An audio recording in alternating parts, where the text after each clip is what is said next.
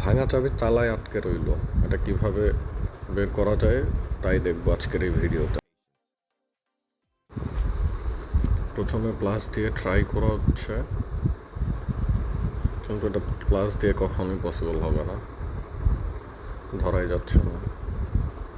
কাটার দিয়ে ট্রাই করা হচ্ছে,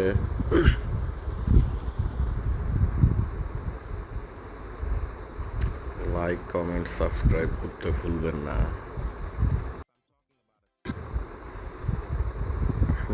সিজার দিয়ে ট্রাই করা হচ্ছে, তো এভাবেও পসিবল না।